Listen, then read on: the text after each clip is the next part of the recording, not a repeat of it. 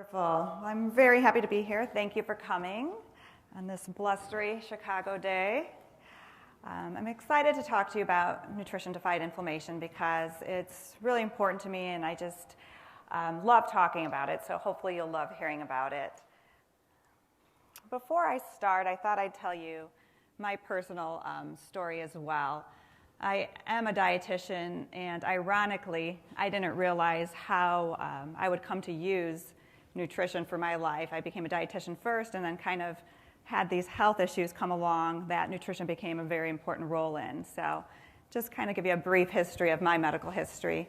Started off with autoimmune thyroid disease many years ago, dealt with that, and then about 10 years after getting that diagnosis, I got diagnosed with celiac disease while I was dating what would soon be my husband. So celiac disease, some of you probably are aware of, is an autoimmune disease where you can't tolerate gluten. Gluten is this trigger in the autoimmune disease, and it basically destroys your small intestines. So symptoms of celiac disease can be, weight loss and diarrhea and malabsorption of food and nutrients. So got that diagnosis and was told follow a gluten-free diet and you'll be good to go, So I did that as a dietitian. I actually went and met with the dietitian that specialized in celiac disease since that wasn't my specialty at the time. Followed the gluten-free diet and actually started getting worse, which was really concerning because I was pretty sick at the time I got diagnosed.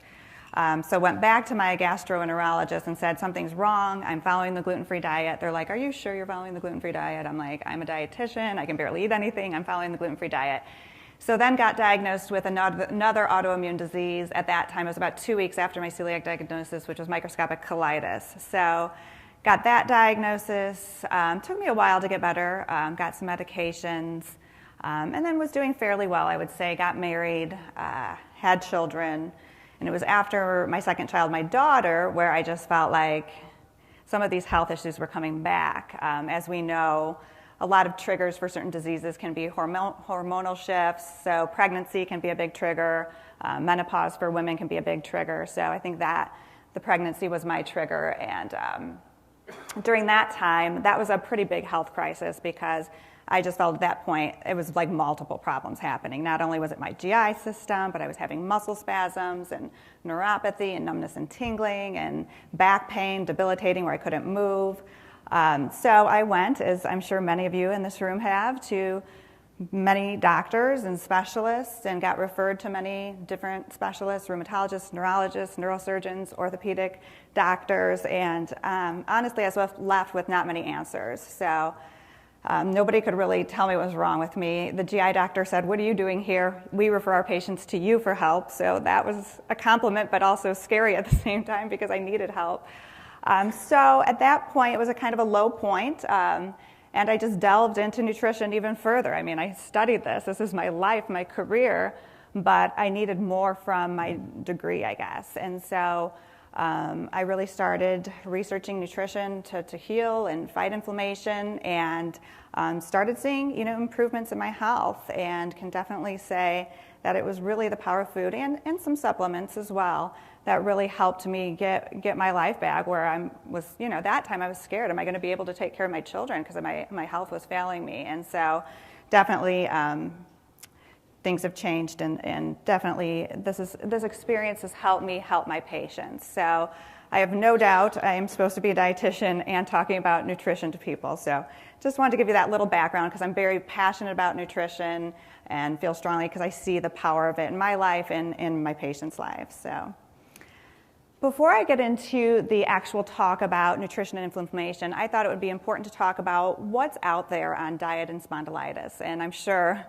all of you in this room have tried to find and maybe conflicting information about that, but I was looking at the research. And one of the research articles comes from 2013, and this is a core set of recommendations for patients with AS. And this was just a very general article, but it did say they recommended reduction in meat consumption, which I'm sure some of you have heard that before. They recommended increased consumption of fish and vegetarian meals, and sufficient intake of calcium and vitamin D. So calcium or vitamin D is something that most people I see, especially in this area, are very deficient in, and most of my patients with immune immune diseases are deficient in. So, we definitely can check those levels easily and recommend a calcium and vitamin D supplement. So that was just, again, an article from Rheumatology International from 2013. Moving on to 2017, this was a systematic review on relationship between diet and spondylitis. And this was interesting. This article suggested that there could be intestinal bacterial flora that may be affected by diet, and diet could influence the intestinal flora and might have a positive effect on disease activity.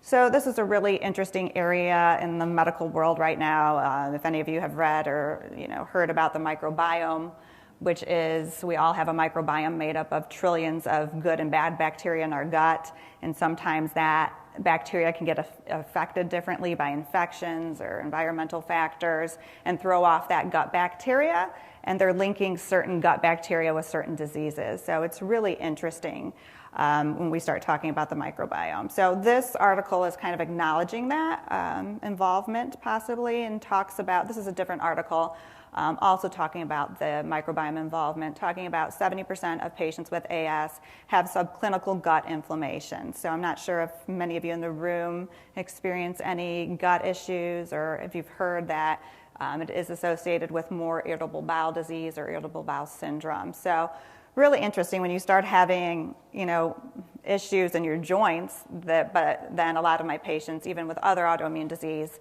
I'll ask, well, do you have any other GI issues? Do you have constipation? Do you have diarrhea?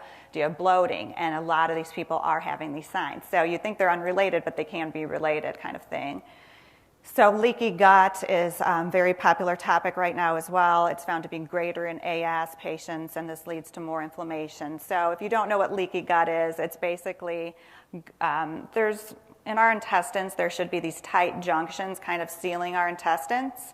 And when the gut is damaged, there can be too much space in between those tight junctions, and things that are not supposed to get out of the intestines are getting out of the intestines and causing health issues. So, it's proposed that this is creating a lot of chronic diseases, or leading to chronic diseases, is this leaky gut.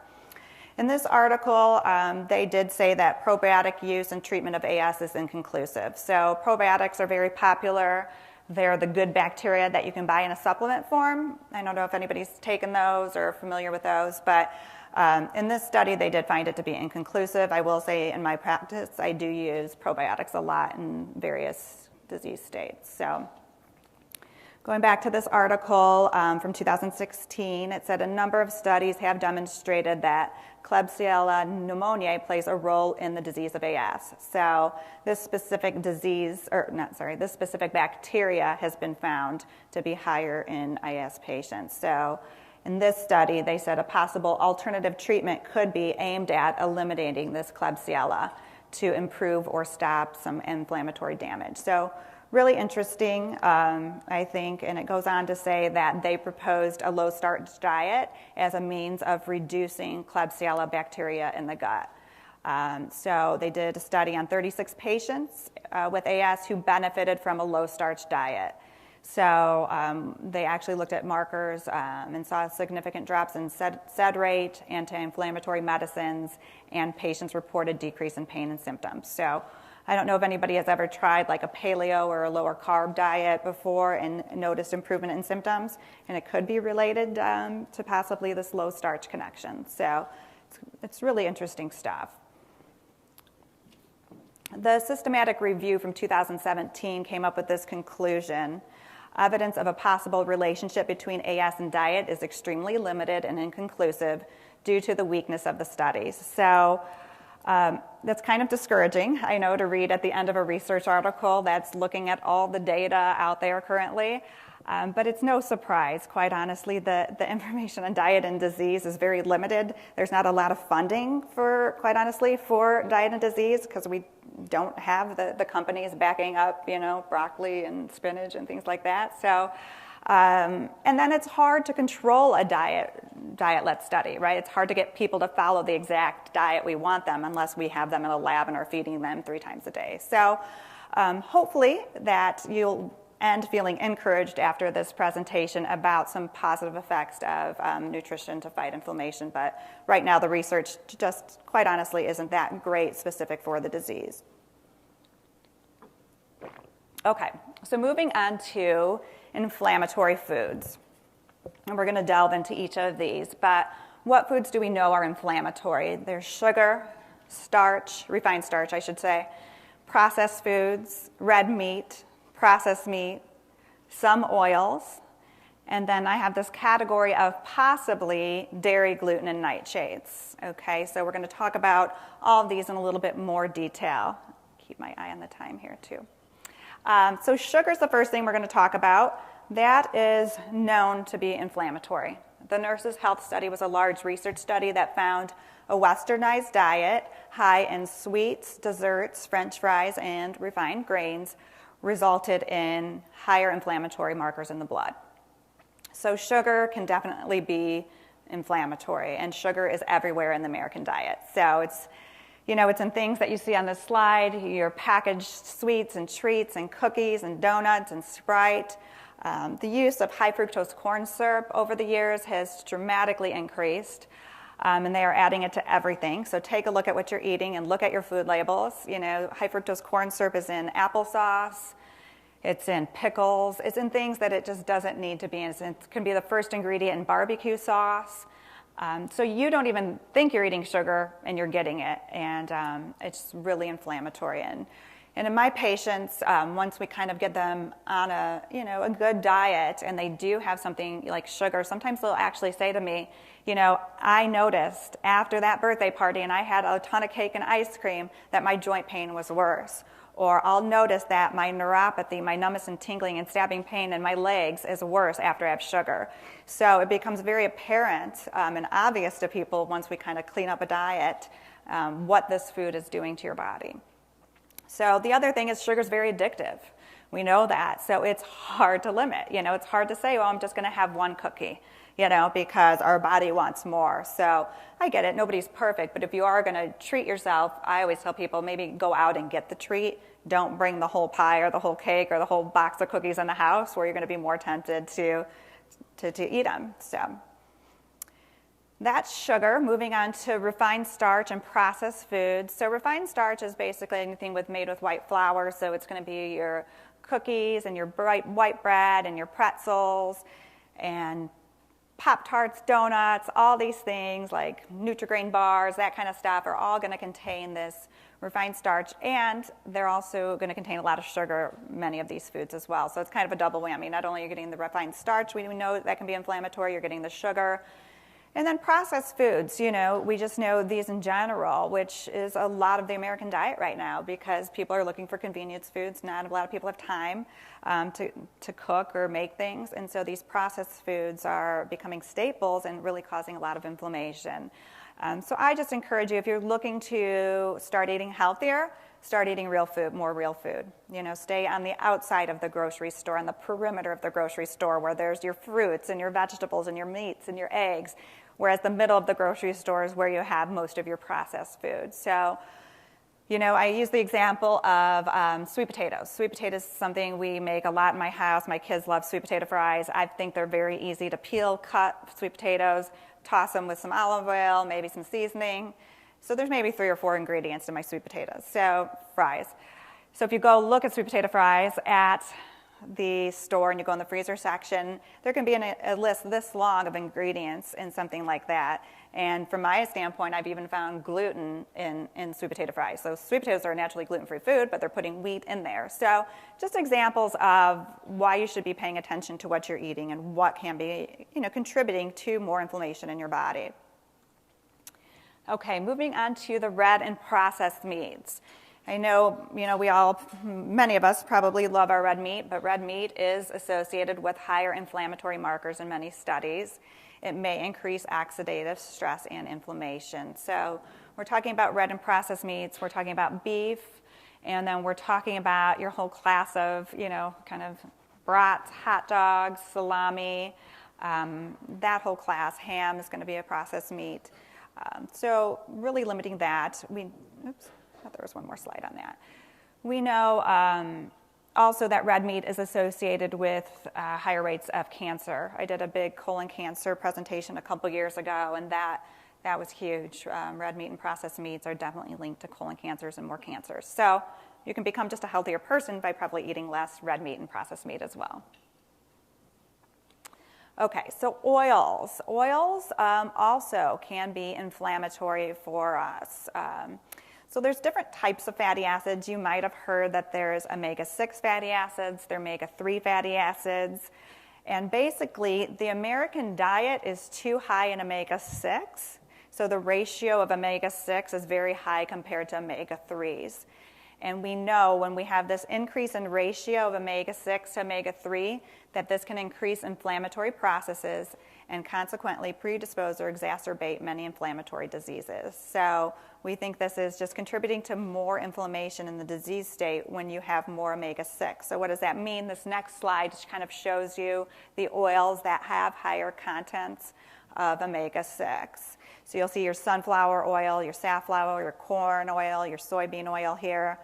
And most of these oils are not going to have any omega-3s. The one oil you don't see up there is olive oil. Olive oil doesn't have a lot of omega-6. It doesn't necessarily have a lot of omega-3s. It kind of has more omega-9s. So olive oil would be probably one of the better oils to be using. You can see flaxseed is very high in omega-3s. So omega-3s are good for us. We're going to talk about that a little bit later more in detail. But flaxseed and fish have some of the highest content of these omega-3, these good fatty acids that we want. Okay. So moving along, still talking about which foods are inflammatory. Dairy. So I do have a question mark here. This is kind of starting our possibly can be inflammatory foods, and dairy is going to be under that. So I know people love their dairy and love their cheese, so many people don't want to hear about that dairy can be inflammatory. But basically, diets high in meat, red meat in general, and dairy are higher in arachidonic acid, and that's a precursor to some of these pro-inflammatory prostaglandins. And I'll kind of show a slide in a little bit to explain that. So meat and dairy can be associated basically with more inflammation. Diets low in arachidonic acid have shown to improve clinical signs of inflammations in patients. Specifically, that study was looking at patients with rheumatoid arthritis. So, and that's the arachidonic acid that's higher in meat and in dairy. Dairy can also be high in saturated fats. I'm sure a lot of you have heard about saturated fat. Saturated fats are not good for our heart health. They're found in dairy, like your high-fat dairy products like cheese and cream and whole milk. These are going to be sources of saturated fat, as well as your high-fat meats like bacon, sausage, hot dogs. That whole group is high in saturated fat, and we believe that saturated fat is also inflammatory as well. So kind of dairy could be getting, causing inflammation from both those standpoints. There was a study published in the Journal of Nutrition in 2015 found that eating dairy foods increased low-grade inflammation in a small sample of adults. So there's your limitation. The end of the sentence there is in a small sample of adults, right? But that's why they can say that the research for dairy isn't necessarily conclusive, because there needs to be more research, because maybe the research studies currently are too small and may be problematic. But there was a study in 2015 showing that increased eating of dairy foods caused inflammation. Okay, so we're moving on to gluten.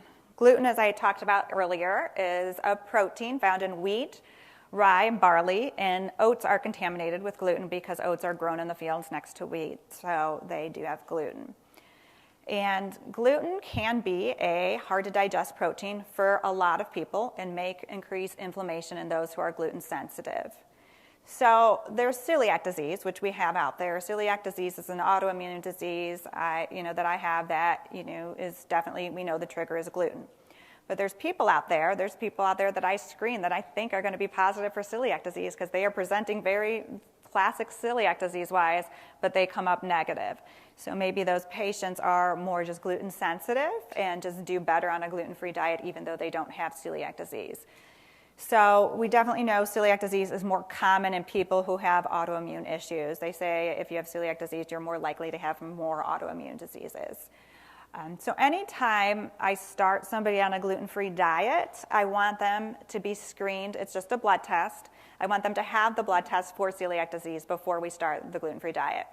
Now, the reasoning for that is because once you eliminate gluten from your diet, and say you come to see me 6 months later and tell me you're on a gluten-free diet, and I say, oh darn, I wanted to screen you for celiac disease. I wanted you to get the blood test to see if you have celiac, but we can't now because you're gluten-free, and the test won't be accurate. The blood test is inaccurate if you're already gluten-free. So that's why I want to rule out celiac disease before I try a gluten-free diet for anybody, because celiac disease, avoiding gluten is, very strict. You have to avoid the crumbs, and cross-contamination at restaurants becomes very, very challenging. So living with that disease is a total lifestyle change for sure. So we do want to screen for that. It has been proposed people with immune-related diseases may be more gluten sensitive. So I have kind of come across that in my patients with more immune-related diseases, that they just seem to do a little better without gluten.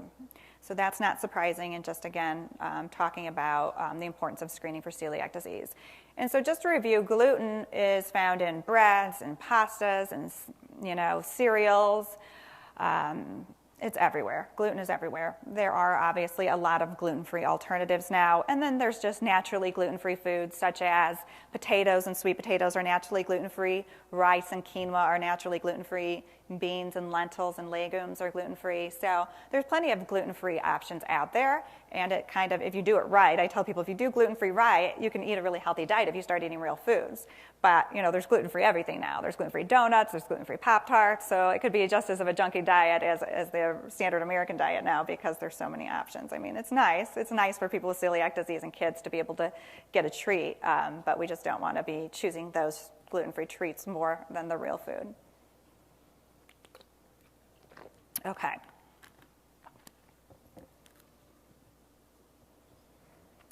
Nightshades. I don't know if you guys have heard about nightshades, but am I on the wrong slide all the time? There we go, sorry. So nightshades are plants such as tomatoes, eggplants, peppers, and potatoes.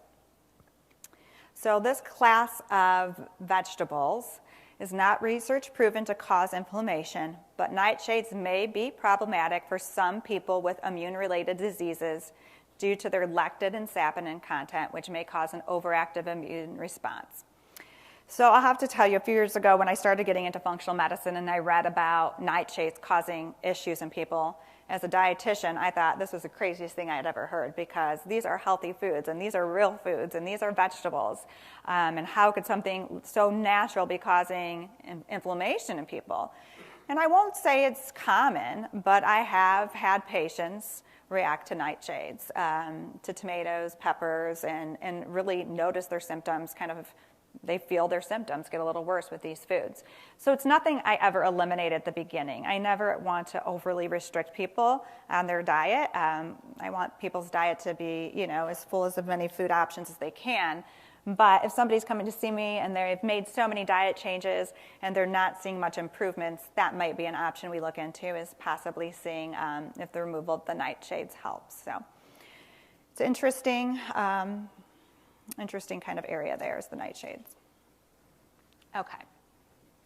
So that was all the inflammatory foods. Now we're going to kind of move over to the anti-inflammatory foods. And we're going to be focusing a lot in this section on vegetables and omega-3 fatty acids. Okay, so vegetables are superfoods, for sure. I'm sure you've heard this before, and we've all been told whole life to eat our vegetables. But what I find is that Americans really aren't eating their vegetables. We're eating everything but, or maybe a serving a day. But if these are superfoods, and these are something that can be very helpful for us, this really needs to be a huge part of our diet.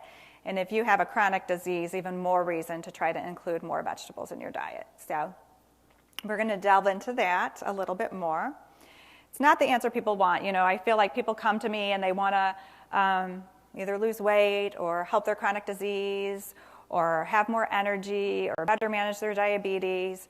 And usually, I'm always talking about eating more vegetables. And it's People want the end product. They want the reward. They want all the benefit of good health and weight loss and energy, but they're very disappointed when we talk about vegetables and tell me how much they don't like vegetables or how they only like certain vegetables or that kind of stuff. So I think working with a good dietitian that can help you figure out how to get vegetables in your life is really important. So we know that vegetables contain vitamins and minerals and phytonutrients, and these things can strengthen your immune system and mitochondria, improve your nervous system, promote healthy gut bacteria. We talked a lot early on about the importance of good gut bacteria, and help decrease inflammation. So if you look at this slide and see all the things that vegetables can do, it's really pretty amazing. And if I had a pill that can do all these things, I would probably be a millionaire, right? So really focusing on how you can get more vegetables in your diet. So we're going to start with leafy greens. Leafy greens examples can be arugula, bok choy, chard, kale, spinach, mustard greens, lettuce, but not iceberg lettuce. We're looking at more the dark leafy green lettuces or red lettuces.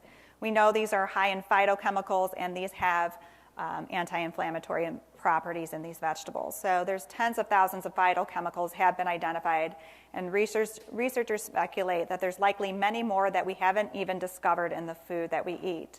So these phytochemicals are often thought to help different pathways and help in disease prevention. So what they're saying is there's so much nutrition in vegetables, we probably haven't even discovered all the nutrition and the benefits of it. So leafy greens are a good source of these phytochemicals. Okay.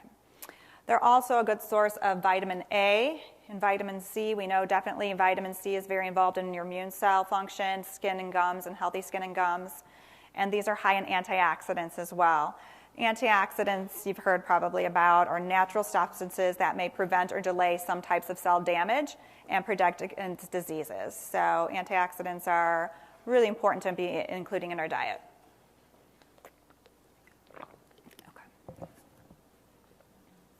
Okay. Leafy greens are also a huge source of vitamin K, so that does become an issue if people are on Coumadin, a medication where you have to kind of watch how much vitamin K you're taking in. It's also a great source of B vitamins such as folate, which is important for your nervous system. So mixing up your vegetables, kale is very popular right now as being a superfood, and kale is a great vegetable, but it's not the only healthy green vegetable. So making sure you're getting in different vegetables, your spinach, your chard, and your different lettuces can be some examples. And arugula, I love arugula, and I think it's often an overlooked vegetable. The next class is going to be your colored vegetables. So the deep color in these vegetables is a sign of their different vitamins and antioxidants and phytonutrients. So asparagus and beets and your peppers, things like red, orange, and yellow peppers, red cabbage, carrots, tomatoes, zucchini, and squash, all would be a part of this colored vegetable family. And again, we know that antioxidants help stop free radicals from doing damage to our cells. And if you have a disease, there's constantly damage going on into your cells that we're trying to stop. So studies prove that antioxidants are protective against cancer, dementia, and cardiovascular disease. And phytonutrients help decrease inflammation and improve the health of our cells and strengthen our immune system. So good for you, trying to get in a variety of these different vegetables. And, it's like what I tell people. Maybe you didn't like cabbage or you didn't like peppers when you were a kid, but that doesn't mean you don't like them now. So really being open to trying new types of vegetables and foods, I think, is really important. The next class of vegetables is your cruciferous vegetables. This is a very popular category. Your broccoli, your Brussels sprouts, cabbage, and cauliflower make up this group. This group has been very studied to be anti-cancer. So these are always recommended for patients for anti-cancer prevention. They're also high in sulfur compound called glucosinolate, which may play an important role in disease prevention by triggering antioxidants and anti-inflammatory responses and contributing to the maintenance of cell balance. So basically helping keep your cells healthy. These vegetables contain this specific sulfur compound, glucosinolate, that can help with that. So I think these vegetables are some of the most popular vegetables, and they can be prepared in lots of different ways. You know, you can do broccoli salads, you can do roasted broccoli, you can do Brussels sprout slaw with raw vegetables. Roasting all these vegetables, if you're not crazy about them, I feel like it's one of the ways to just bring out maximum flavor in vegetables, just roasting at like 400 degrees with a little olive oil, salt and pepper. And if you take broccoli, cauliflower florets and do that, and they can roast very quickly in like 15 minutes, and they crisp up a little bit, and my kids just like pick them up and eat them like French fries. So there's a lot of different ways to prepare this. Cauliflower is very popular and trendy food right now. I don't know if any of you guys have tried the cauliflower rice or heard about this. You can use cauliflower rice as a substitute. There's cauliflower pizza crust. So lots to do. Who knew cauliflower could be so versatile? So being open-minded to trying some of these things. You know, people are like, when I tell them about cauliflower rice, I'm like, yeah, you could do, instead of using, you know, rice in your stir fry, you could use cauliflower. And I realize it kind of sounds crazy, but until you try it, you know, you got to mix it and get flavors in there to kind of make it taste good. But I think it fools your brain, because I can be eating it and like feel like I'm eating rice, but it's really cauliflower. So minimum, we say at lunch and dinner, your plate should be half vegetables. Half your plate should be vegetables as a minimum. Okay, so the cruciferous vegetables, these ones we just talked about, are going to be high in folate, vitamin C, K, potassium, selenium, calcium, and phytonutrients. So tons of nutrition here. Moving on to our sulfur vegetables. So sulfur-rich foods nourish the cell and the mitochondria. The mitochondria is referred to as the powerhouse of the cell, and helps the body get rid of toxins, these sulfur-rich foods. Sulfur is also involved in protein synthesis and for making collagen, and collagen makes up the connective tissue, which helps strengthen our joints. Sulfur also helps strengthen the line of our blood vessels. So these are, you know, really great foods, these sulfur-rich foods. Cabbage, broccoli, cauliflower, so it's that whole cruciferous family, those foods, as well as onions, leeks, garlic, and mushrooms. And one I forgot to add here is radish as well. Radishes are on there too. So great foods. You know, these can be eaten raw or cooked. I always this is one thing we teach to families and parents is when we're trying to get kids to eat healthy, because people will always tell, well, I had to make this meal, but then I got to make another meal for my family because they won't eat this food, and we're always encouraging that there's one healthy meal for the family.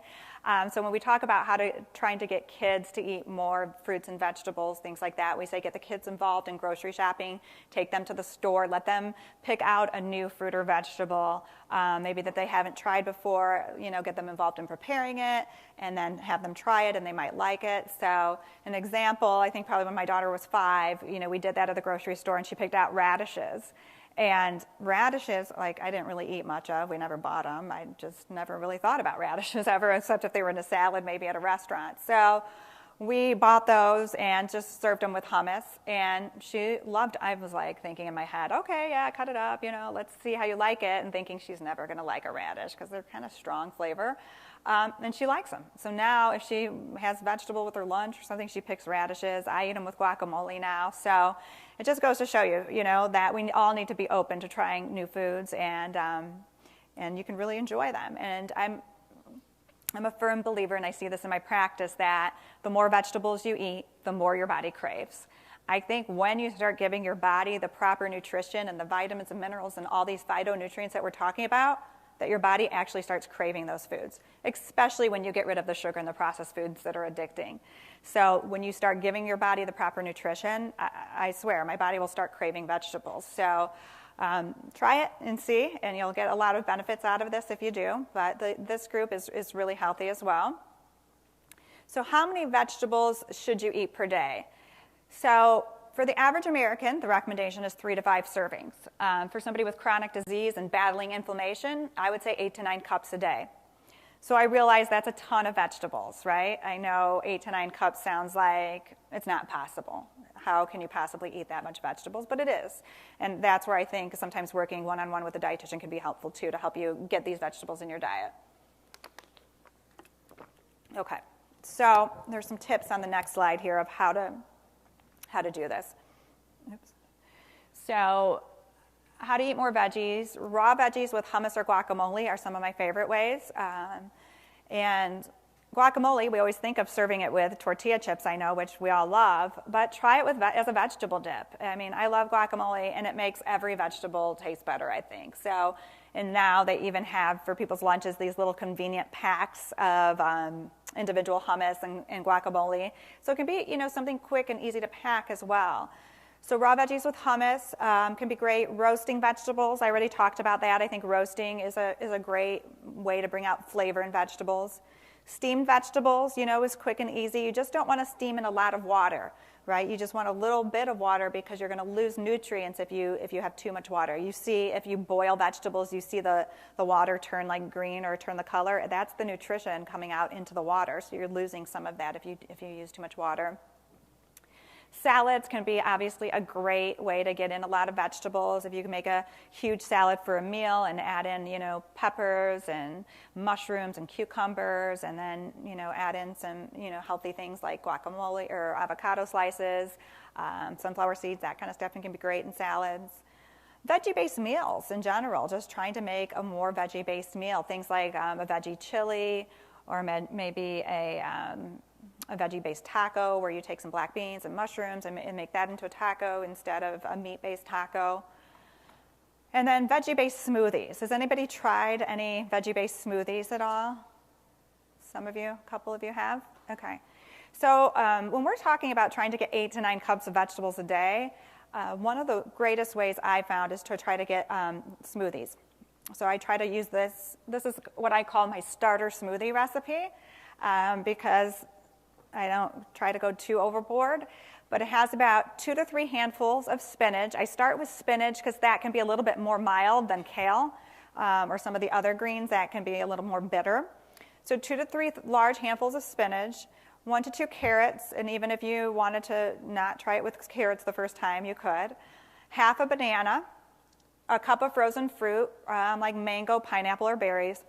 The banana really helps mask the flavor of the greens, so I do think that if you like bananas, put it in there because it's going to help the smoothie taste better.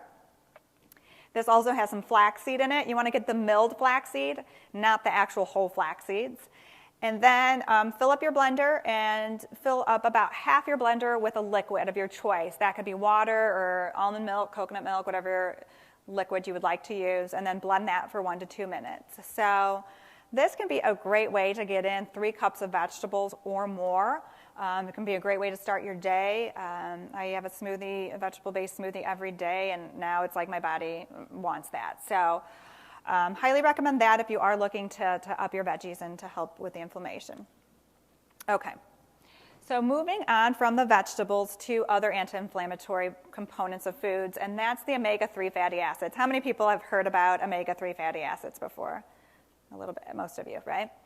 Okay, so we know, as we talked about earlier, there's both omega-3 and omega-6 essential fatty acid. We know the American diet probably has too much of the omega-6, right? So this next slide is going to show you the differences here. So we have the omega-6 on one side. That's made up of a lot of vegetable oils, margarines, nuts, seeds, and some conventional meats also kind of make up this omega-6 component as well. The omega-6 then converts to linoleic acid, then gamma-linoleic acid, and there's that arachidonic acid that we saw earlier, if you guys remember in the presentation when we talked about that being high in meat and dairy. And we can see that these lead to more pro-inflammatory cytokines. So this is just kind of a cascade of reactions happening that's promoting more inflammation when you have more omega-6. Now, on the flip side, if you look on the other side, we have your omega-3s, which we're going to talk a little bit more in detail where you get that.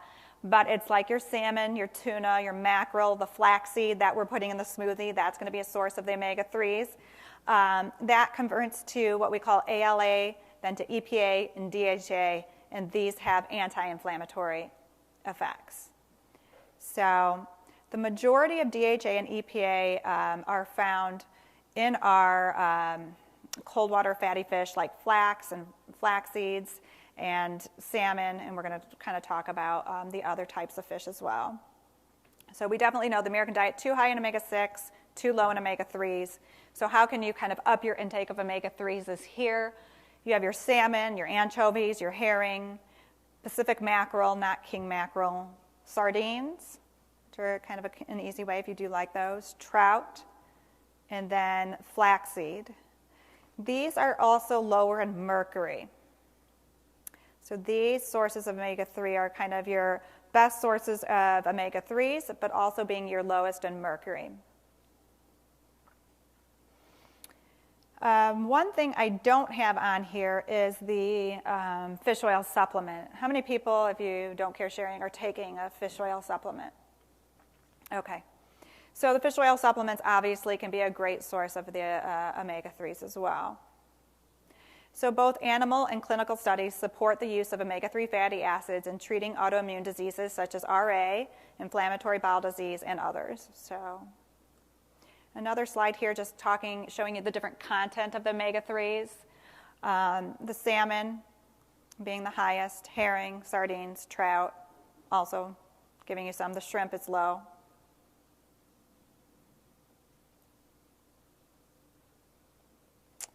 Okay. Omega-3 studies advocate a lower intake of omega-6 compared to omega-3 in reducing inflammation. We've talked about that. The American Heart Association also does recommend eating fish, particularly the fatty fish that's high in the omega-3s, at least twice a week. And they consider a serving 3.5 ounces of cooked fish or about 3/4 cup of flaked fish. And again, they're referring to fatty fish like salmon, mackerel, herring, lake trout, sardines, albacore tuna, and those are your highest in omega-3s. I didn't have the tuna on the last slide just because it can have some mercury content. We do recommend that you talk to your doctor or dietitian about dosage for fish oil supplements.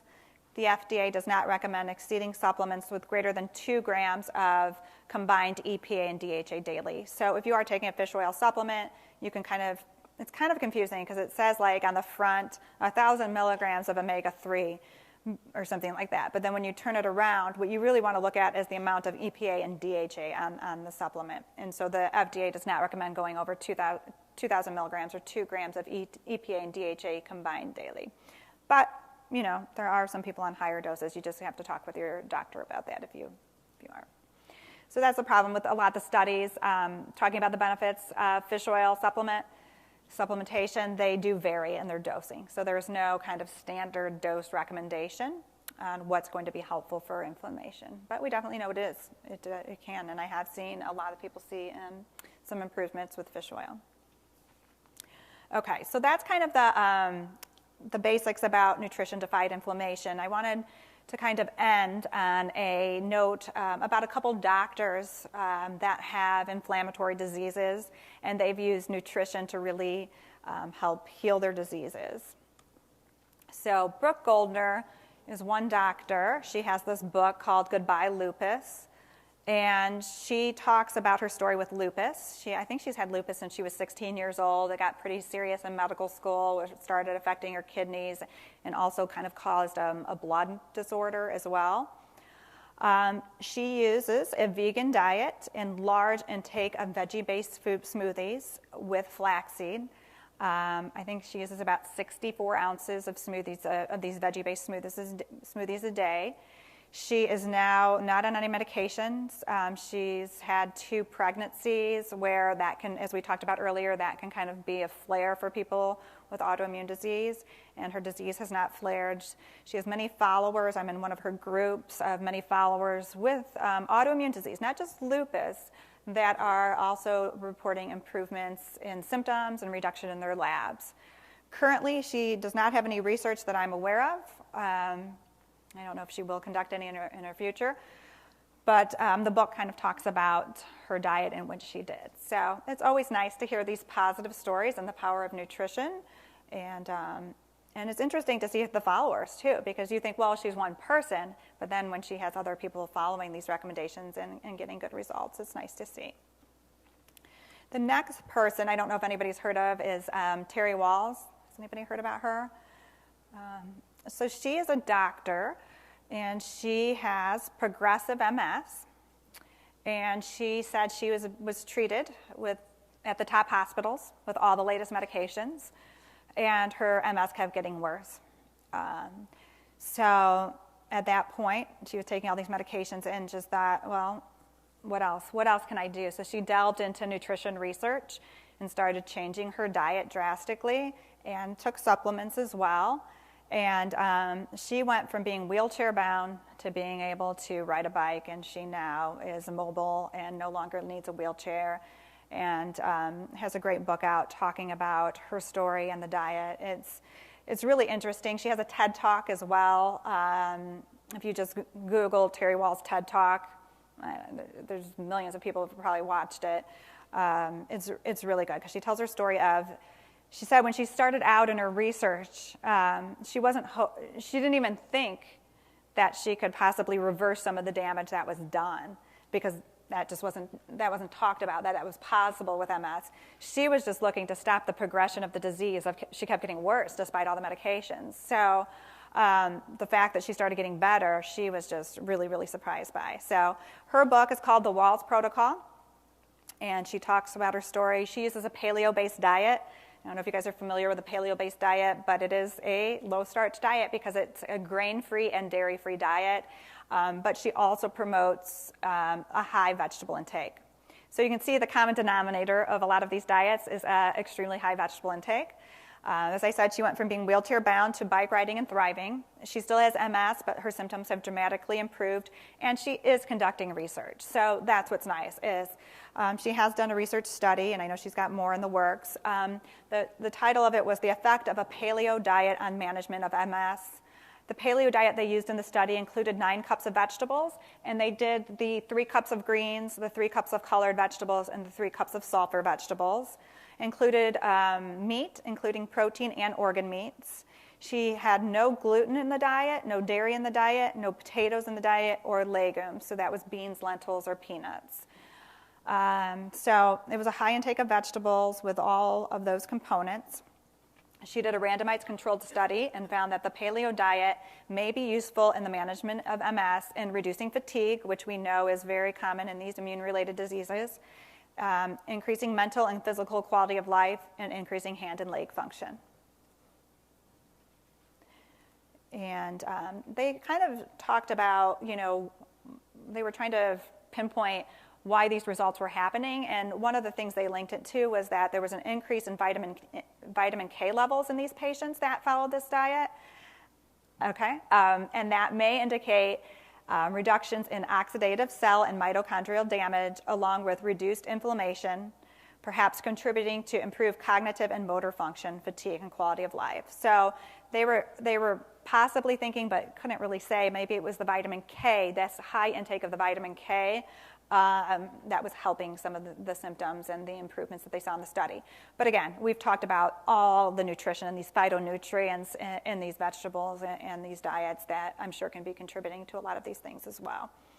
So I thought we would end on a positive story like hers. Like I said, she does have that TED Talk if you guys want to learn more about that. And then I am going to open it up to questions. Thank you so much, Laura. Big applause for Laura. Thank you so much for this fantastic presentation.